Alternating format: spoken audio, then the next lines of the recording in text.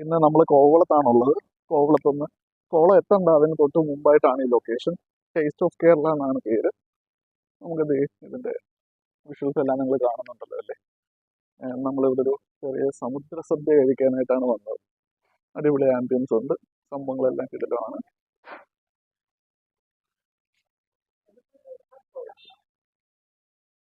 ഇതൊരു family room പോലത്തെ ഒരു സെറ്റപ്പാണ്. ഇതിന്റെ വെളിയിലും ഇരിക്കാം, അതിന്റെ പുറത്ത് ഹോട്ടലിന്റെ പുറത്ത് വരാന്തയിൽ മീൻസ് ഔട്ട്ഡോർ ഇരിക്കുന്നത് പോലത്തെ ഒരു ഫീൽ കിട്ടും.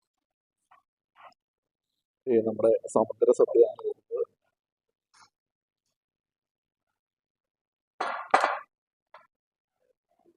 ഇതൊരു ഒന്നൊന്നര സമുദ്ര സദ്യയായി പോയി എന്നാണ് എനിക്ക് തോന്നുന്നത്.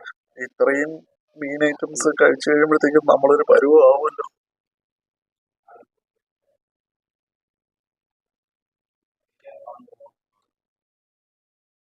കുടിച്ച് കാണിച്ചേക്കാം, ദേ കാണാവാ. ഇതെന്താന്ന് ഞാൻ കഴിക്കുമ്പോൾ പറയാം. ചമ്മന്തി, ഞണ്ട്, കപ്പ, പപ്പടം, നെന്മീൻ ഫ്രൈ, നെത്തോലി, എന്തോ സംഭവം. അത് നാരൻ കൊഞ്ചാണ്, നാരനാണെന്ന് അറിയത്തില്ല, കൊഞ്ചാണ്. ഇതും എന്തോ സംഭവം മനസ്സിലാവുന്നില്ല, കഴിക്കാൻ പറയാം. തോരൻ, മീൻ തോരനാണ്. ഇത്രയും ഐറ്റംസ് ഉണ്ട്. ഞാൻ ആദ്യം എന്തെടുക്കണം, ഈ ചമ്മന്തിയുടെ ടേസ്റ്റ് ഒന്ന് നോക്കാം അല്ലേ. ഏറ്റവും ഇതായിട്ടുള്ള ഒരു ഡിഷ് കൊഞ്ച് ചമ്മന്തിയാണ് കേട്ടോ. സംഭവം കൊള്ളാം. അപ്പൊ ഇത് ഞാൻ എന്താന്ന് നോക്കിയിട്ട് പറയാമെന്ന് പറഞ്ഞിരുന്നല്ലോ. മീൻ അച്ചാറാണ് കേട്ടോ. മീൻ അച്ചാറ് കൊള്ളാം, കണവ.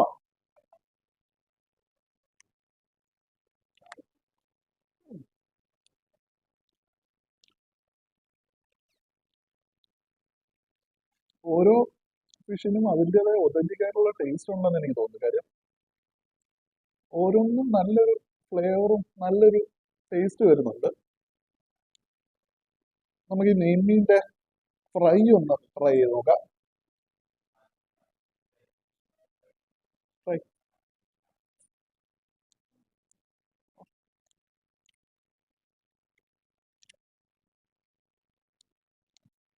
ഇങ്ങനെ ഇടയ്ക്കിടയ്ക്ക് കൊള്ളാമെന്ന് പറഞ്ഞിട്ടൊരു സുഖമല്ല. എന്തായാലും ഇനി കഴിച്ചു നോക്കിയിട്ട് എല്ലാം കൂടെ ഒരുമിച്ച് ഒരു കൊള്ളാം അവസാനം എന്ന് പറയാം, അതേ നടക്കും.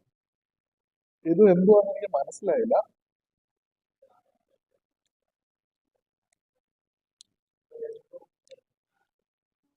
അതെന്തോ ഫിഷിന്റെ ഒരു സംതിങ് ആണ്, പക്ഷെ എണ്ണയുടെ ഒരു ഭയങ്കര ഓവർ എണ്ണയുടെ ഒരു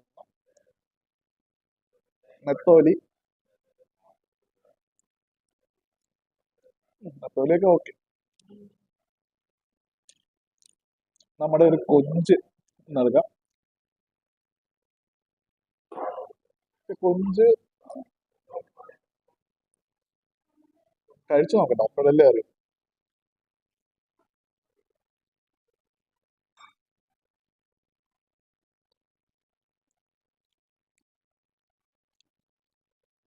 ഈ കൊഞ്ച് ശരിക്കും ചെറിയ കൊഞ്ചിനാണ് ടേസ്റ്റ് ഉള്ളത്.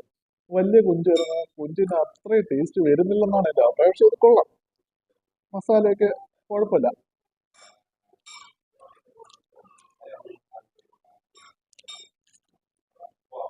അടുത്ത് ഇതെന്താന്ന് നോക്കാം. എനിക്കിത് കക്ക ആണെന്നാണ് തോന്നുന്നത്.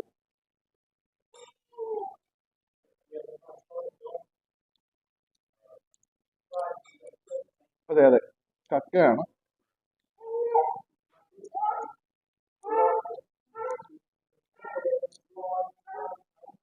ഒരു ശകലം കപ്പ എടുത്തു. നമുക്ക് ഈ മീൻ ചാറ് ഒഴിച്ച് നെന്മീൻ്റെ കറി വെച്ച മീൻ എങ്ങനെ ഉണ്ടെന്ന് നോക്കാം. ഓക്കെ,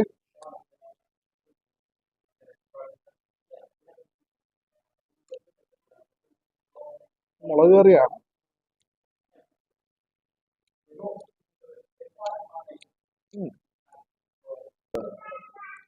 അപ്പൊ കപ്പയും ഈ നെമ്മീൻ കറി മുളക് കറിയും കൂടെ ഒന്ന് ട്രൈ ചെയ്യാം.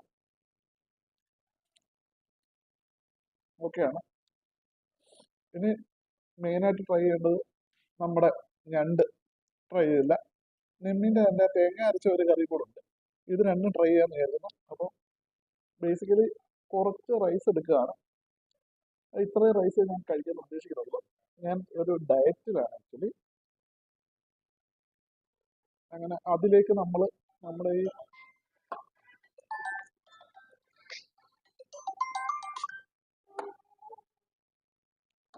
നമ്മുടെ ഈ കറി ഒന്ന് ഒഴിക്കുകയാണ്.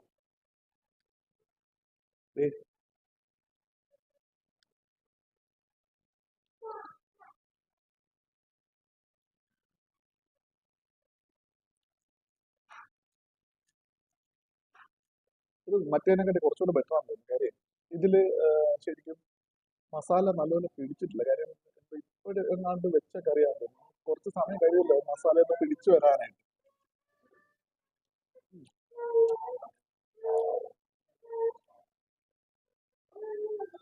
ഞാൻ ഞണ്ട് കഴിക്കുന്ന എന്തായാലും ഞാൻ ഇടാൻ ഉദ്ദേശിക്കുന്നില്ല. ഇതെന്തായാലും സമയം എടുക്കും. ഇതിന്റെ ടേസ്റ്റ് ഞാൻ അവസാനത്തെ ടേലെൻഡിൽ പറഞ്ഞുതരാം. അപ്പം ഇത് ഞങ്ങളൊന്ന് ഫിനിഷ് ചെയ്യട്ടെ. Thank you for watching guys.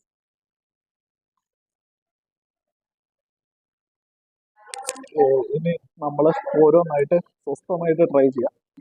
നമ്മൾ ഞണ്ടൊന്ന് ട്രൈ ചെയ്യാം.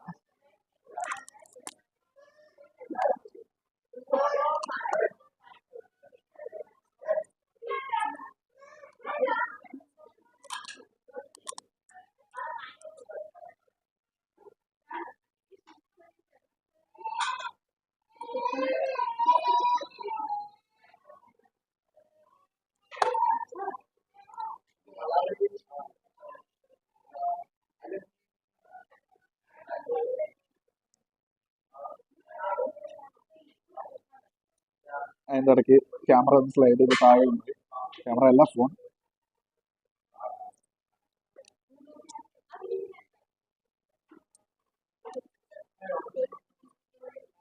ഞണ്ട് കൊള്ളാം കേട്ടോ.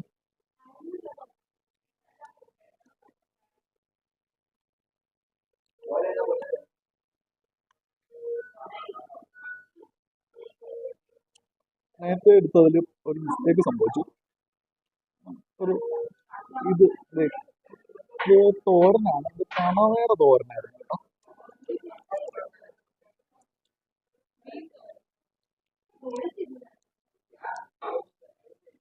ഈ മെഴുക്ക് വരട്ടി പോണ്ടിരിക്കുന്ന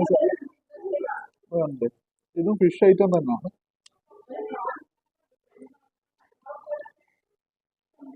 എന്തോ കൊഞ്ചാണ് എന്തോ ടൈപ്പ്.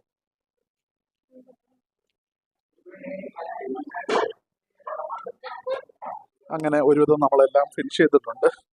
എല്ലാ മീനും കഴിഞ്ഞു. ഇത്തിരി കപ്പയും പപ്പടവും മാത്രമാണ് ബാക്കിയിരിക്കുന്നത്. പക്ഷെ ഒരു സംഭവം എന്ന് വെച്ച് കഴിഞ്ഞാൽ അതേ ചോറ് അതേ കൂട്ടിരിക്കുകയാണ്.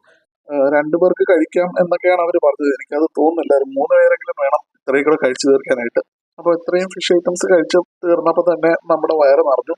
പിന്നെ നമ്മുടെ റൈസിനോട്ട് നോക്കിയത് പോലും ഇല്ല. എൻ്റെ അഭിപ്രായത്തിൽ സീ ഫുഡ് വെച്ചിട്ട് ഇങ്ങനെ ഇതിന്റെ പ്രൈസ് കണ്ടല്ലോ നിങ്ങൾ, 1100 രൂപയ്ക്ക് ഇത് വർത്ത് ആണെന്ന് തന്നെയാണ് എനിക്ക് തോന്നുന്നത്. എല്ലാം നല്ല ഫ്രഷും ആയിരുന്നു. കഴിച്ചു കഴിഞ്ഞിട്ട് ഇറങ്ങാൻ പോവുകയാണ്. ഇതേ കണ്ടോ, എനിക്കൊന്ന് ഈവനിങ് ടൈമും അടിപൊളിയായിരിക്കും ഈ ഹോട്ടലെന്ന് എനിക്ക് തോന്നുന്നു. എന്തായാലും ഒന്നുകൂടി വരേണ്ടി വരുമെന്ന് തന്നെയാണ് തോന്നുന്നത്. സർവീസ് ഒട്ടും മോശം ആയിരുന്നില്ല. സർവീസിൻ്റെ കാര്യം പറയാൻ ഇതിനു മുമ്പുള്ള വീഡിയോയിൽ ഒരു ഹോട്ടലിനെ പറ്റി സർവീസ് മോശം എന്നൊക്കെയുള്ള പരാമർശം വന്നു. പക്ഷേ ഇവിടെ നല്ല അടിപൊളി സർവീസ് ആയിരുന്നു. അടിപൊളി പാർക്കിംഗ് ഏരിയ ഉണ്ട്. അങ്ങനെ ഈ വീഡിയോ ഇവിടെ അവസാനിച്ചിരിക്കുകയാണ്. അടുത്തൊരു വീഡിയോയുമായി ഉടനെ വരുന്നതായിരിക്കും. Till then take care and thank you for watching guys. By.